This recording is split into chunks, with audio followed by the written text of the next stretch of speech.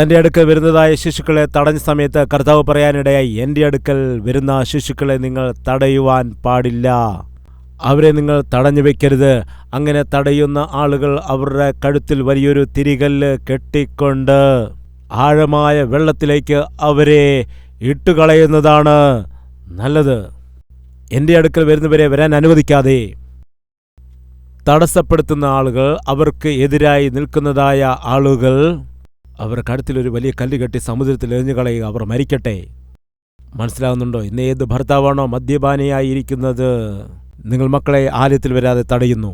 ഏത് ഭാര്യയാണോ കുടുംബത്തിൽ കലഹമുണ്ടാക്കി കുടുംബത്തെ നരകതുല്യമാക്കി മാറ്റിക്കൊണ്ടിരിക്കുന്നത്, അവർ തങ്ങളുടെ ഭർത്താവിനെയും മക്കളെയും ആലയത്തിൽ വരാതെ തടയുകയാണ്. ദൈവത്തിന് മുമ്പാകെ അത് കുറ്റമാണ്. എൻ്റെ അടുക്കിലേക്ക് അടുക്കാത്തവർ, ആളുകളെ ചിതറിച്ചു കളയുന്നവർ, ദൈവത്തിൻ്റെ സന്നിധിയിലേക്ക് നിന്റെ കുടുംബത്തെ വരുവാൻ അനുവദിക്കാതെ, ചുറ്റുപാടുമുള്ള ആളുകളെ വരാൻ അനുവദിക്കാതെ പ്രവർത്തിച്ചുകൊണ്ട് നീ മുൻപോട്ട് പോകുന്ന വ്യക്തിയാണെങ്കിൽ ദയവുചെയ്ത് ശ്രദ്ധിക്കുക. ഏലിയുടെ മക്കളുടെ വഴിയാണ് നീ പോകുന്നത്, അതൊരിക്കലും നല്ലതല്ല. ദയവുചെയ്ത് ശ്രദ്ധിക്കുക. നമ്മുടെ ദൈവം വിശുദ്ധനായ ദൈവമാണ്. കർത്താവ് പറയുന്നത്, ദൈവത്തെ അനുസരിച്ചുകൊണ്ട് നമ്മൾ ജീവിക്കുകയാണെങ്കിൽ നമ്മൾ ലോകത്തിന് വെളിച്ചമായിട്ട് ഉപ്പായിട്ട് മാറണമെന്നാണ് ദൈവം പറയുന്നത്. എന്നാൽ ഏലിയുടെ മക്കൾ ദൈവത്തിൻ്റെ ആലയത്തെ അശുദ്ധമാക്കി മാറ്റുവാനിടയായി. അവർ ആലയത്തെ അശുദ്ധമാക്കിയെന്ന് അവരെ പറ്റി എഴുതിയിരിക്കുന്നു. അപ്പോൾ നമ്മുടെ കാര്യം എന്താണ്? നമുക്ക് തന്നിരിക്കുന്ന ഈ ശരീരം ദൈവത്തിൻ്റെ ആലയമല്ലേ? അതിനെ എങ്ങനെ കാക്കുന്നു? പ്രിയ സഹോദര സഹോദരി, നിങ്ങളുടെ ശരീരം ദൈവത്തിൻ്റെ ആലയമാണെന്ന് അറിയുന്നില്ലേ? പ്രിയ മകനെ മകളെ, ഈ ശരീരം ദൈവത്തിൻ്റെ ആലയമാണെന്ന് നിങ്ങൾ അറിയുന്നില്ലേ? ഒരുപക്ഷെ നിങ്ങളുടെ ഈ ശരീരത്തെ അശുദ്ധമാക്കിക്കൊണ്ട് അറിഞ്ഞുകൊണ്ട് തെറ്റായ കാര്യങ്ങൾ ചെയ്തുകൂട്ടി ഒന്നുമില്ല എന്ന് ഭാവിക്കുകയാണെങ്കിൽ കേൾക്കുക, നിശ്ചയമായിട്ടും ശിക്ഷയുണ്ട്.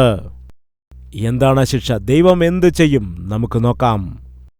ഏലിയുടെ പുത്രന്മാർ എപ്പോഴാണോ മ്ലേച്ഛകരമായ രീതിയിൽ അവർ ഒരു വശത്ത് ദൈവത്തിൻ്റെ ആലയത്തിൽ ശുശ്രൂഷകളിൽ ഭാഗവാക്കാകുന്നു, അപ്പോൾ തന്നെ ആലയത്തിൽ മേച്ചമായ കാര്യങ്ങൾ ചെയ്ത് അശുദ്ധമാക്കുന്നതായ സമയം ദൈവം എന്തു ചെയ്യുന്നറിയാമോ? ഏലിക്ക് തൻ്റെ മക്കളെ നല്ല രീതിയിൽ നടത്തുവാൻ കഴിയുന്നില്ല, പറയുവാൻ കഴിയുന്നില്ല. അതുകൊണ്ട് ദൈവം മറ്റൊരു ദൈവദാസനെ അവിടേക്ക് അയക്കുകയാണ്. മക്കളെ ഉപദേശിച്ച് നല്ല രീതിയിൽ വളർത്തുവാൻ കഴിയാതെ, അവർ തെറ്റ് ചെയ്യുന്ന സമയത്ത് ഉപദേശിക്കുവാൻ കഴിയാതെ പ്രവർത്തിച്ചതായ ആ പിതാവ് മരിക്കാനിടയായി.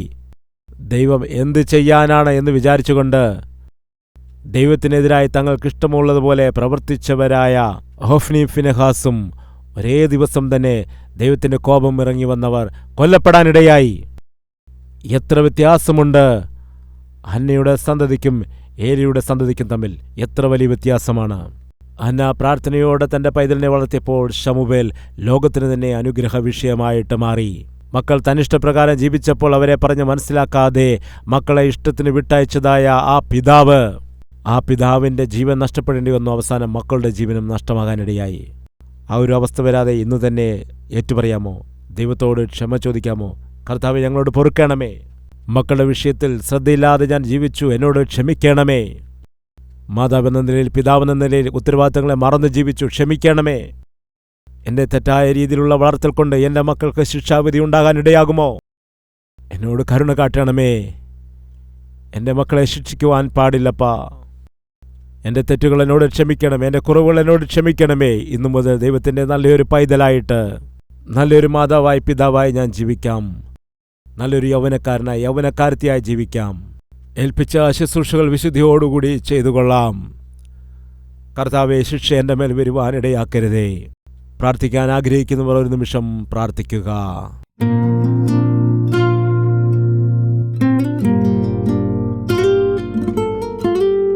പ്രാർത്ഥന. പരിശുദ്ധനായ ഞങ്ങളുടെ ദൈവമേ, അനുഗ്രഹീതമായ നല്ല സമയത്തെ ഓർത്ത് അങ്ങയെ സ്തുതിക്കുകയാണ്. നല്ല ശ്രേഷ്ഠമായ ഒരു വചനഭാഗം ഞങ്ങളെ കേൾപ്പിക്കുവാൻ ഇടയായല്ലോ. കർത്താവെ, കേട്ട വചനത്തെ അനുസരിച്ച് തങ്ങളെ തന്നെ താഴ്ത്തി ദൈവത്തിൻ്റെ സന്നിധിയിൽ പ്രാർത്ഥനയോടെ ആയിരിക്കുന്ന എല്ലാവരോടും കരുണ കാട്ടണമേ.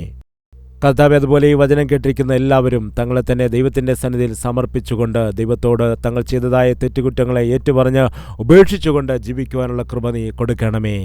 എല്ലാവരും നിന്റെ കരങ്ങളിലേക്ക് സമർപ്പിക്കുകയാണ്. കർത്താവെ, പ്രിയ മക്കളുടെ യാത്രയിൽ, അവരുടെ ശുശ്രൂഷകളിൽ, അവരുടെ ജോലിയിലെല്ലാം നിന്റെ സാന്നിധ്യവും കൃപയും ഉണ്ടായിരിക്കണമേ. കർത്താവെ, പ്രത്യേകിച്ച് ദൈവവേല ചെയ്യുന്നതായ ദൈവത്തിൻ്റെ ദാസന്മാർക്ക് വേണ്ടി പ്രാർത്ഥിക്കുന്നു. നിന്റെ ശ്രേഷ്ഠമായ കൃപയും അനുഗ്രഹവും കർത്താവെ ഇന്നു മുതൽ ധാരാളമായി അവരുടെ മേൽ വർഷിക്കണമേ. പ്രത്യേകിച്ച് മക്കളെ ദൈവഭക്തിയിൽ വളർത്തിക്കൊണ്ടുവന്ന് നിന്നെ മഹത്വപ്പെടുത്തുന്ന ഒരു കുടുംബമായി മാറ്റിയെടുക്കുവാൻ എല്ലാ മക്കളെയും സഹായിക്കണമെന്ന് യേശുക്രിസ്തുവിൻ്റെ നാമത്തിൽ അപേക്ഷിക്കുന്നു പിതാവേ. ആമേൻ.